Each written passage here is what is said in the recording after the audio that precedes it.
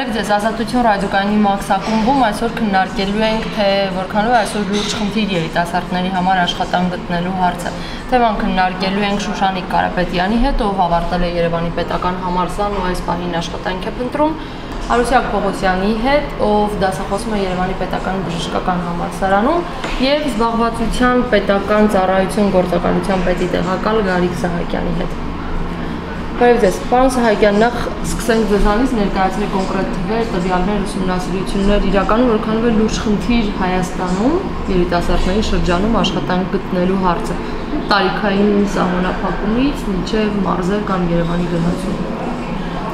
Շատ լավ, ես ես կներկայացնեմ պաշտոնական տվյալները, այսինքն զբաղվածության պետական ծառայությունում գրանցված աշխատանք ընտրողների կամ գործազուրկների մասով շուրջ պատկերացեք մոտ 70,000-ի կարգի աշխատանք ընտրողներ կան պատկերացված, մոտ 20-25%-ը դա երիտասարդներ են։ Երիտասարդներ մեր պետական չափորոշիչներով հաստատված է, որ երիտասարդ համարվում է 16-ից 30 տարեկան տարիք ունեցող անձինք։ Եթե նայենք, այսինքն 20-25% գործազուրկ երիտասարդներ, դա պաշտոնական, իսկ ոչ պաշտոնական գրեթե մոտ 2-3 անգամ ավելին է։ Փաստորեն մենք ունենք մեծ խնդիր իրոք երիտասարդների զբաղվածության առումով։ Սա ընդհանուր։ Դրանք հիմնականում որ աշխատանքներն են, օրինակ աշխատատեղերը թափուր որոնք են, եթե ունեք այդպիսի տվյալներ։ Թափուր աշխատատեղերը շատ ավելի համեմատ քիչ են։ 1500 մոտ թափուր աշխատատեղեր են գրանցված մեզ մոտ Հայաստանի մակարդակով։ Սակայն եթե հաշվենք 70,000-ից 25%-ը դա գործազուրկներ լինեն, շուրջ 20-25,000 երիտասարդներ են, որոնք որ հավաքում են այդ թափուր աշխատատեղերը։ Սակայն թափուր աշխատատեղին հավաքնելու ժամանակ պետք է հաշվի առնենք, որ թափուր տեղերը հիմնականում մասնագիտական կան, իհարկե, բայց կան նաև ոչ մասնագիտականներ։ Սակայն կան մեր մոտ ավելի շատ այն երիտասարդներն են գործազուրկ, որոնք որ ունեն մասնագիտություն։ Մանավանդ ովքեր ունեն բարձրագույն մասնագիտություն։ Այստեղ առաջանում է խնդիր, ինչու համար օրինակ մենք հիմա չունենք երիտասարդ, որը որ ցանկանում է սովորել անկախ սերվիս նաև։ Ինքը տղամարդ ցանկանում է սովորել, ասենք, ներկարար, սալիկապատող կամ ինչ-որ այնպիսի մասնագիտություններ, որոնք որ հիմա իրոք կարիքը կա,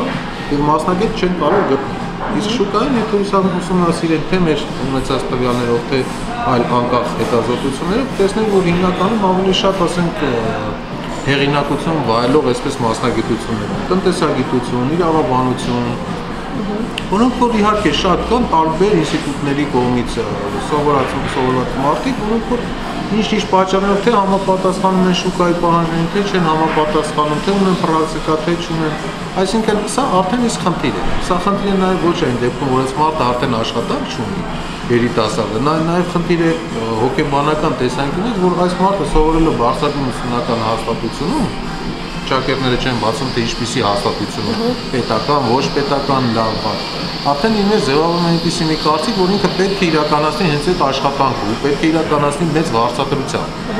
Ու սա երկրորդ արդեն խնդիրն է, որ երբ որ այդ խնդիրը չեն կարող լուծել, նաև չեն կարող այդ մարդու հոգեբանությունը փոխել։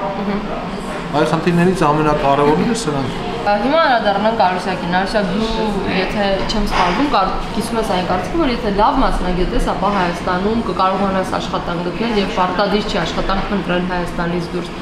Համոզմունքը որտեղից է ձևավորվել, կարող եք սեփական փորձով պատմել։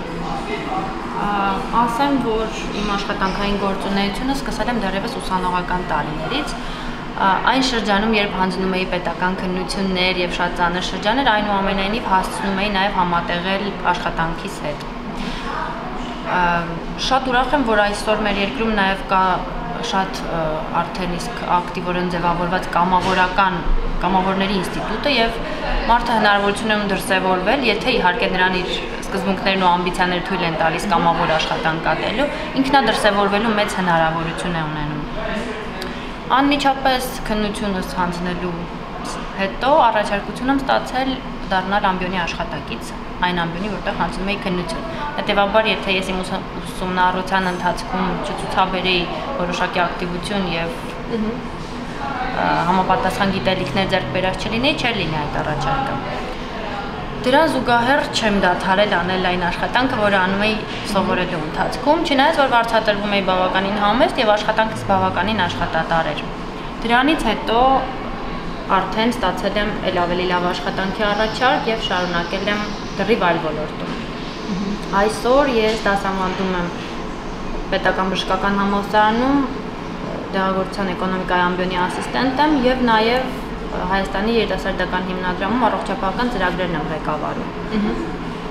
Երկրորդ աշխատանքս, ինչպես արդեն ասացի, մասնակցելով այդ կամավորական աշխատանքներին, ձեռք եմ բերել զուտ այդպես, ապացուցելով, որ ունակ եմ աշխատելու, երիտասարդ եմ, ունեմ գիտելիքներ, կարող եմ դրսևորվել եւ կարող եմ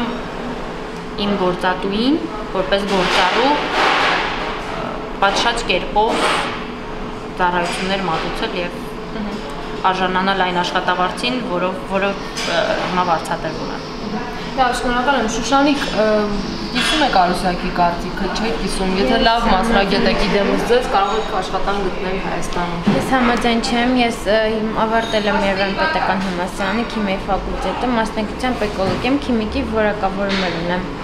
Ու կարող եմ ասել, որ ես դիմել եմ շատ հայտնի հմշակեղենի քաղաքացիների գործարան, իրենք ոչ հարցրել են իմ մասնագիտությունը, ոչ հարցրել են ես կարող եմ իրենց պիտանի եմ աշխատելու համար ու իրենք միանգամից գրանցման հարցն են առաջ բերել եւ ինձ աշխատանքի չեն վերցրել։ Գրանցման պատճառով աշխատանքի չեն վերցրել։ Իսկ նաեւ կա մյուս օրինակը, կամ շատ հայտնի դեղագործական ընկերությունում ես գնացի, ինձ իմ երաշխավորագրերը իրանք կարդացին, շատ մեծ սիրով նրանք ուզում էին, որ ես իրենց աշխատակիցի դառնայի, բայց այդ ժամանակ ես դեռ ուսանող էի, ես չէի կարող էլի համատեղել, հասկանում եք, քիմիկի գործ ունեցա, որ շատ լավ եմ հասկանում։ Մի բան հետաքրքիր փաստ բերեմ, որ ես ինքս սկսել եմ դեղագործական ընկերությունից իմ աշխատանքը։ Այ դուք ասացիք, որ շատ հայտնի դեղագործական ընկերություն դիմեցի։ Ես սկսել եմ մեր տեղական դեղագործական ընկերությունից եւ ստացել եմ շատ համեստ աշխատավարձ։ Դրանից հետո նոր արդեն ունենալով աշխատանքային փորձ, ունենալով հմտություններ այդ ոլորտում եւ ծանոթ լինելով շուկային, ես ստացել եմ իմ աշխատավարձի երևի քառապատիկի հավասար։ Չէ, տվյալ դեպքում խնդիրը աշխատավարձը չի, ես կարող էի աշխատեի ցածր աշխատավարձով, խնդիրը ես որ ուսանող էի, այդ էր խնդիրը, իրանք մեծ սիրով ինձ ընդունում էին աշխատանքի, իսկ հիմա արդեն ես ինքս իմ պահանջներն ունեմ աշխատաշուկայում։ Իսկ ձեր պահանջները ինձ ուղղակի հետաքրքիր ինչի՞ց են ձևավորվել, եթե դուք աշխատանքային փորձ ես արդեն կայացած մասնագետ եմ, աշխատանքային փորձ ունեք։ Չէ, ես հիմա չունեմ աշխատանքային փորձ ու բոլոր նորավարտներն էլ ոչ մեկ չունի աշխատանքային փորձ ու շատ սխալ է բոլորից պահանջել աշխատանքային փորձ։ Միանշանակ սխալ է, բայց բոլորից ներողություն, բոլորից են պահանջում աշխատանքային փորձ։ Եկանք բախտեցինք այն խնդրին, որ ուսանողը երբ ավարտում է համալսարանը կամ որևէ բուհ ու չունի պրակտիկա աշխատանքային, ունենում է արդեն դժվարություններ աշխատանքի տեղավորելու։ Թեպետ վստահ են իրենք, որ իրենք լավ մասնագետ են։ Ես նախքան այդ հարցին պատասխանել եք ուզենամ մի երկու ակնարկ անեմ, կապված Շուշանիկի պատկերացումներին, թե ոնց կարելի է գտնել աշխատանք։ Շատ լավ է, որ ինքնավստահ եք Շուշանիկ ջան, բայց սակայն այսօր մենակ ինստիտուտը ավարտելով, մասնագետ լինելով, դա չի նշանակում, որ դուք կարող եք իրոք աշխատել։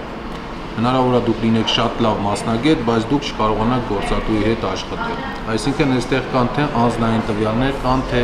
ոչ միայն ձեր, նաև գործատուի անձնային տվյալներ են, նաև կա թիմային աշխատելու, թիմային աշխատանքի խնդիրներ։ Ես մենակ ձեր մասով չեմ ասի, կարող եմ ասել, որ մեծամասնությունը երիտասարդների ունեն հենց այդ խնդիրը։ Իրենք չեն կարողանում կենտրոնանալ եւ աշխատել այդ աշխատանքային մթնոլորտում, դրսևորելով իրենց անձնային հատկությունները։ Իհարկե կարևոր է նաև մասնագետ լինել։ Այնպես որ իմ կարծիքով ձեր մոտ ավելի շուտ պետք է զարգացնել այդ ուղղությունը եւ նաև տեսեք ես շատ ուրախ եմ որ դուք գիտեք ձեր գիտելիքները, գիտեք ձեր չափանիշները եւ ինչպես է ձեր պահանջները աշխատաշուկայի, բայց շատ ավելի ճիշտ կլինի որպեսզի աշխատաշուկայում երբ որ դուք առաջնային этаպում եք դեռ մտնում, պահանջները թող մնան երկրորդ պլան։ Պահանջները կգան այն ժամանակ, երբ որ արդեն իսկ դուք ձեր լրիվ կարողություններով արդեն իսկ ցուցադրած եւ տեղեկացված կլինեք այն ոլորտում, որտեղ ուզում եք աշխատել։ Ու այն ժամանակ արդեն ոչ թե դուք ման կգաք, այլ ձեզ ման կգա։ Իսկ պրակտիկայի հարցը։ Պրակտիկայի հարցն է շատ լուրջ հարց է եւ արդեն իսկ մենք ունենք պետական նոր ծրագիր։ ինչա դա իրենից ներկայացնում։ Եթե օրինակ դուք ավարտելով հանդերձ ուզում եք պրակտիկա անցնել, մի պահ ասենց խնդիրը նկարագրեմ, նոր հետո ծրագրի մասին խոսենք, դուք դրսևորելու համար ձեզ ժամանակ է պետք գործատուի մոտ։ Այսինքն պետք է որ դուք աշխատեք, բայց գործատուն դրա հետ կապված ինքը պարտավորություն չունենա, այսինքն ֆինանսական ինչ-որ վճարումներ չանի, որովհետև ձեզ լիարժեք ինքը աշխատող ձեզ չի համարում, դուք պրակտիկայի ինչ-որ ժամկետ որոշվի եւ դուք աշխատեք գործատուի մոտ եւ այդ ընթացքում կարողանաք համ սովորեք այդ անձնային հատկությունները, համ թիմային աշխատանքներ իրականացնելու հատկություն։ Այդ բոլորը ձեր մոտ դրսևորելով, սովորելով, արդեն իսկ վերջնական ունենաք մի այնպիսի աշխատողի կերպար, որը որ արդեն իսկ գործատուն կարողանա հասկանալ, դուք իրեն պետք եք թե ոչ։ Դրա համար մենք արդեն իսկ ունենք պետական ծրագիր, որը այն երիտասարդները, ովքեր որ ավարտելով բարձրագույն կամ կարևոր չէ բարձրագույն ինչ-որ մասնագիտական հաստատությունը իրենք եւ չունեն մասնագիտական աշխատանքային ստաժ, ներկա պահին մենք տարբերակում ենք դրել, որ ընդհանրապես չունենալով մասնագիտական աշխատանքային ստաժ, բայց հուսամ որ հետագայում օրենք կփոփոխեն եւ չեն ունենա ընդհանրապես մասնագիտական աշխատանքային ստաժ, կարող են անցնել գործատուի մոտ աշխատանքային պրակտիկա 3 ամսով, որի ընթացքում պետությունը կվճարի ձեզ որպես աշխատավարձ մինիմալ աշխատավարձի չափով բան, այսինքն ներկա պահին 32500 դրամ 3 ամսով կվճարվի նաև գործատուին, պրակտիկայի ղեկավարին իր տարեկան միջին ամսական աշխատավարձի 20%-ի չափով հավելու, որպես ձեզ պրակտիկայի ղեկավար։ Այսինքն դուք 3 ամիս տեսնում եք, որ գործատուն ոչ մի ֆինանսական պարտավորություն չի կրում, ընդհանրապես կարող հնարավորություն ստեղծում, որպեսզի դուք աշխատեք, ինքը տեսնի, թե դուք ոնց եք աշխատում, իսկ ձեզ մնում ընդհանրապես այնքան գումար մինիմալ, որպեսզի դուք դրանից հետո կարողանաք արդեն ձեզ որպես դրսևորել եւ գործատուն ձեզ կվերցնի աշխատանքի արդեն ըստ իր հայեցողության կամ ըստ ձեր կարողությունների համապատասխան աշխատավարձը։ Այդ ժամանակ նոր կարող եք դուք արդեն իսկ աճելով պահանջել ավելի շատ աշխատանք։ Թե չէ ի սկզբանե եթե որոշենք օրինակը բերեմ, թե չէ ժամանակը Բերեք Թեժգծի օրինակը մենք նախատեսում ենք ստեղծել թեժգիծ զբաղվածության պետական ծառայությունում եւ թեժգծի համար հայտարարություն տվեցինք, որ մեզ պետք են մասնագետներ, որոնք որ տիրապետեն վարժ անգլերենի եւ ռուսերենի։ Սնական պահանջը դա էր, բայց քանի որ թեժգիծ ասելով դա մի քիչ ոչ միայն թեժգծի պատասխանի խնդիր կար, այլ նաեւ մի քիչ որոշ մաթեմատիկական տվյալների, հաշվարկների, ցուցակների, որոնք որ կարողանալու են ինքը դրանցով աշխատել, Այս ժամանակ արդեն երբ որ հարցնում էինք հիմնականում Բրյուսովի ինստիտուտի շրջանավարտներն են կամ հենց ուսանողները, իրանք չէին կարողանում պատասխանել մեկ հասարակ բան է, օրինակ ասենք 100% նշան է անում։ Մեկ ասում են 200, մեկ ասում են 80։ Ինչու եմ սա ասում, որովհետև բացի մասնագիտականից ես համոզված եմ դուք այդ ամեն ինչը գիտեք ձեր իսկ մասնագիտությունից ելնելով, անհրաժեշտ է նաև այլ հարակից կարողություններ։ Օրինակ ձեր մասով ես չեմ անում, բայց հնարավոր է կարողություն ունենաք անգլերենի ինչ-որ գիտելիքներ, ունենաք կամ դեղագործի ժամանակ երևի լատիներենի կամ ինչ-որ կարող է դուք աշխատեք Ռուսաստանի ռուսական ինչ-որ ձեռնարկությունում ներկայացուցիչում, որտեղ պահանջվի ռուսեն, այսինքն միայն մասնագիտությանով այսօր դժվար է։ Այսօր պետք է համակցված լինի մասնագիտություն, լեզու, կարողություններ, ու այս ամեն ինչը ունենալով հանդերձ, որ դուք կարողանաք լրիվ համոզված եղեք աշխատանք գտնեք։ Խնդիրներ չկան դեռ նախկինում առկա խնդիրները խնամի ծանոթ բարեկամներից, խնդիրները հիմա լուծվել են, որովհետև աշխատաշուկայում արդեն կան թափուր աշխատանքներ, կարծում եմ, դրա պատասխաններ կտամ։ Նախկինում իհարկե կար դա։ Թե մասնավոր հատվածում, թե պետական հատվածում չեմ բացառում։ Կան նաև դա խնամիական, խավոր, ծանոթ, բայց այսօր անցել է այն վիճակը, որ գործատուն ուզում է ինչ-որ մի աշխատող, որ ընդամենը աշխատավարձ ստանա։ Այդ գաղափարը արդեն վերանում է։ Արդեն իսկ նույնիսկ ձեր եղբայրը, իմ եղբայրը կամ չգիտեմ մեր որ բարեկամը ինքը աշխատանք ընդունելու դեպքում ինքը միանշանակ պետք է ընդունի մասնագետի ու աշխատող մարդու, որովհետև իր ֆինանսական ընդհանրապես իր ձեռնարկության հաջողությունը հենց այդ աշխատողների վրա է հիմնված։ Չի կարող գալ։ Այո, ձեռնարկության պահանջները բավարարող մասնագետներ են պետք։ Եվ եթե ձեռնարկությունը հիմնված լինի ձեր ասած ծանոթների եւ բարեկամների վրա, հավատացնում եմ ձեզ, ոչ ոքի դուր չի գա, որ դրանից իր գործը պիտի տուժի։ Նաև կարծիք կա ներողություն, որ այդ խնամի ծանոթ բարեկամով աշխատանքի են տղաում հատկապես պետական կառավարման մարմիններում, որովհետև աշխատավարձը չի գնում որևէ մեկի գրպանից, այլ պետությունից։ Իսկ երբ որ մարդը անհատ ունի իր սեփական կազմակերպությունը, հետեւաբար ավելի մտահոգ է իր աշխատակիցների որակի համար, որովհետև աշխատանքի շարժիչ ուժը այս դեպքում իսկապես աշխատողն է։ Այդ կարծրատիպ չէր, դա իրականություն էր, միֆ էր, ինչ էր դա։ Չէ, դա ոչ միգուցե նաև կարծրատիպ էր իրոք, բայց ներկա պահին դա որպես հստակ ասել, որ սա կա, միանշանակ երևի կլինեն ինչ-որ դեպքեր, չեմ բացառում, բայց կոնկրետ ինչ-որ արձագանք տալ կամ ինչ-որ խնդիրը կարողանալ տեսնել, չափելի ստեղծել, դա հնարավոր չի։ Բայց որ մասնավոր հատվածում դա շատ քիչ է, միանշանակ, իսկ պետականում բնական է, հենց դուք նշեցիք, որ իրոք, այսպես ասած, մոտիվը կա, որպեսզի դա լինի, որովհետև դա հենց չի բխում իսկ կազմակերպության առաջխաղացման ծախսերից, միանշանակ։ Այդպիսի խնդիրների հանդիպել եք Շուշանիկ դուք։ Այո, ես հանդիպել եմ, այդ անարդար պայքարը բոլորիս էլ հայտնի է, նույնիսկ շատ իմ շրջապատում են նման դեպքերի շատ ականատեսնում եմ։ Արուսիկ լրացնելու բան ունեք։ Լրացնեմ, որ նմանատիպ փոքր տոկոս բնականաբար կա դեռևս, բայց կարծում եմ դա ձևավորված է դեռևս սովետական տարիների շրջանից։ Եվ կուզենայի նաև ավելացնել, որ մենք անդադ շեշտում ենք բարձրագույն ավարտ, բայց ցավոք սրտի այսօր բարձրագույն ուսումնական հաստատության դիպլոմ ունենալը դեռևս չի նշանակում, որ դու մասնագետ ես, դու ստացել ես այն գիտելիքը, քանի որ մենք գիտենք, որ այսօր հեշտ է ընդունվել եւ ավարտել, եթե ունես համապատասխան հնարավորություններ, ցավոք սրտի։ Պետք է նշեմ, որ այսօր նաև որպես առաջընթաց եմ ուզում նշել, որ այսօր խնդիրները ձեր դեպքում կան ներողություն։ Ես չեմ կարծում, որ մեր բուհը թերևս ամենադժվարն է եւ ընդունվելու առումով եւ ավարտելու առումով։ Հետագայում նաև փորձը ցույց է տալիս, որ աշխատանք գտնելու առումով նույնպես։ Սակայն չեմ կարծում, որ կա որևէ բուհ, որտեղ չլինեն ուսանողների մեջ դժգոհություններ, որ այ այսինչ մարդը ինչին ինձանից բարձր ստացավ։ Սակայն պիտի նաև որպես դասախոսող անձնավորություն նշեմ, որ այսօր մի հիանալի կետ է մտել մեր ուսումնարության մեջ, դա ռոտացիան է, երբ խելացի սովորող ուսանողը հնարավորություն է ունենում անցնել անվճար համակարգ, այսինքն դա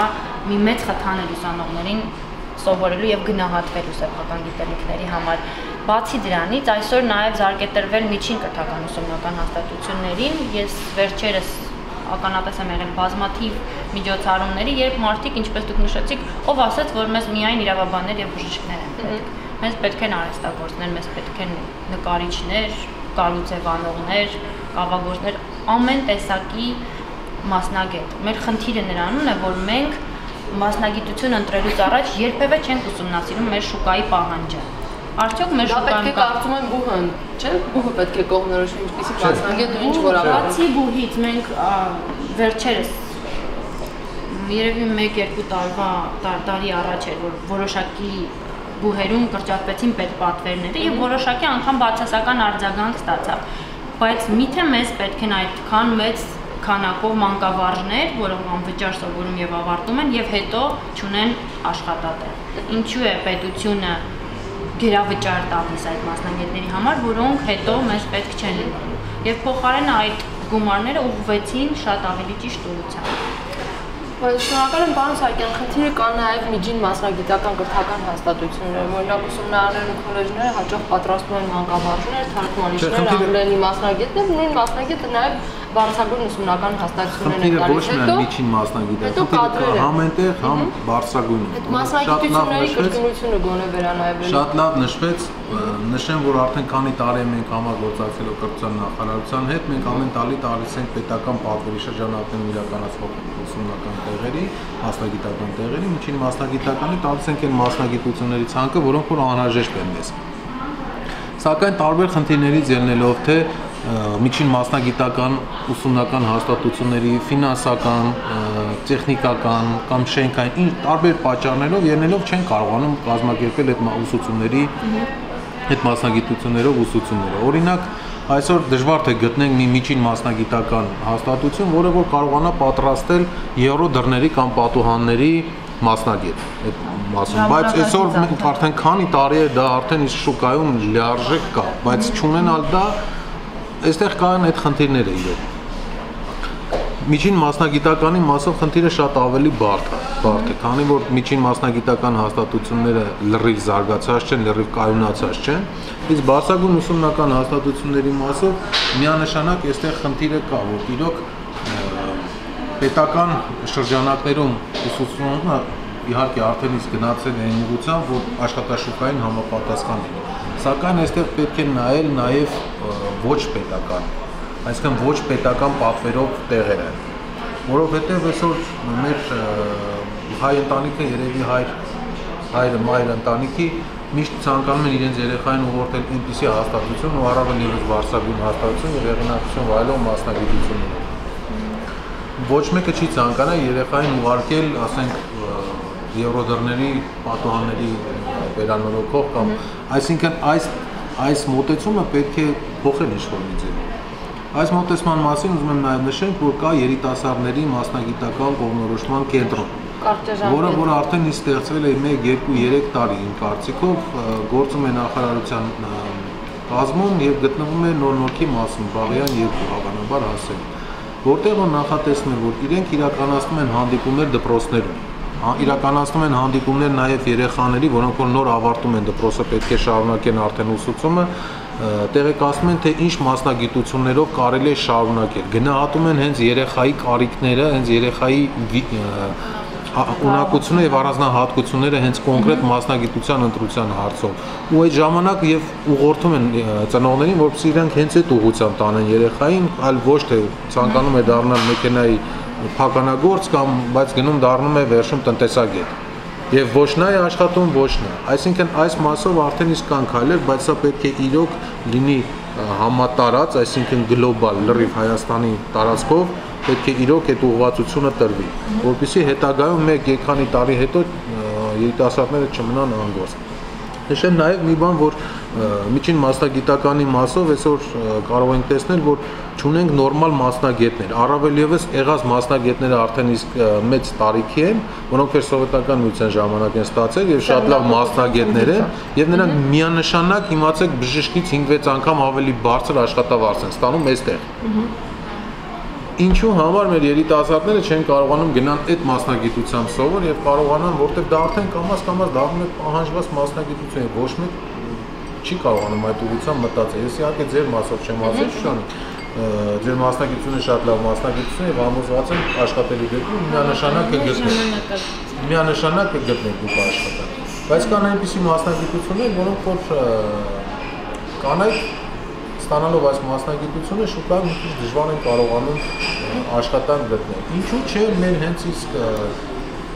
կանայք ինչու չեն ընտրում հենց այն մասնագիտությունները, որոնք միջին մասնագիտական են։ Եվ նաև ինչու՞ չէ տարբեր հենց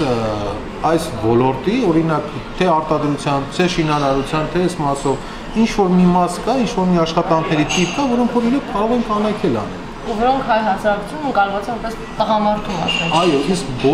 բոլոր չասեմ, բայց մեծամասնությունը երկրներում, որոնք ունեն եղել են, իհարկե,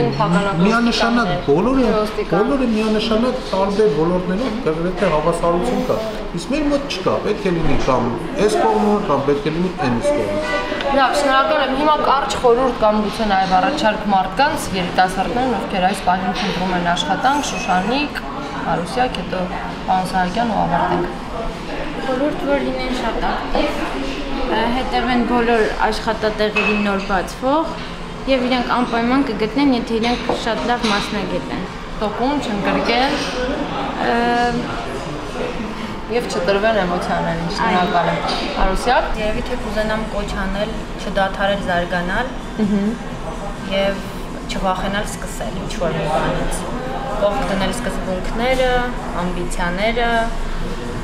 ինչ-որ չափով նույնիսկ այդ սոցիալական խնդիրները եւ պարզապես սկսել վստահ, սկսել ճիշտ եւ սեփական գիտելիքները գնալով զարգացնել։ Շնորհակալ եմ, պարոն Սահակյան, արդեն մասնագիտական խորհրդային երիտասարդներ, ովքեր այսօր կընտրում են աշխատանք։ Ես կուզենամ, որպեսզի մեր երիտասարդները բարձրացնեն իրենց տեղեկացվածության աստիճանը, կարողանան, այսպես ասած, պլանավորել իրենց աշխատանք փնտրելու ծրագիրը, որտեղ սա համոզված եմ, որ հենց այստեղից է հենց հաջողությունը, որ դուք կգտնեք աշխատանք, ոչ թե sense ցարուցրիվ մանգալ աշխատանք։ Սրա համար ստեղծված է հենց հատուկ ծրագիր, որը հենց մեր զբաղվածության գործակալության կայքեջում employment.am տեղադրված է հենց էլեկտրոնային տարբերակը, թող ուսումնասիրեն, տեսնեն, նաև թող լինեն գրանցվեն կենտրոններում մեր զբաղվածության եւ տեղյակ լինեն պետական ծրագրերից։ Եվ հիմնականում պետական կենտրոններում աշխատանք։ Պետական կենտրոններում, ոչ թե մասնավոր գործակալությունում, զբաղվածության ծառայության տարածքային կենտրոններում։ Այնտեղ կան ոչ թե մեկ ծրագիր, այլ կան տարբեր ծրագրեր, որոնք ոչ որպես երիտասարդ կարող են ներգրավել բոլոր այդ ծրագրերում։ Ծրագրելով հետ մեկտեղ իրենք 1-2 արդենի ժամանակի առումով իրենք կարող են ինտեգրվել աշխատաշուկայում եւ գտնել աշխատանք, բայց ամենակարևորը Եվս շեշտը ուզում եմ դրվել հենց աշխատանքի որոնման պլանավորման վրա, որ դուք հստակ պլանավորած ունենաք, թե ինչ ուղղությամբ եւ ինչ ձևերով ու մեխանիզմներով եք աշխատանք գտնել։ Շնորհակալ եմ։ Այսօր մեր հյուրերի բոլոր խորհուրդներն ու առաջարկներն ուղղված էին ձեզ, հարգելի երիտասարդներ, ովքեր հենց այս պահին փնտրում են աշխատանք։ Կհանդիպենք մյուս շաբաթ, հաջողություն։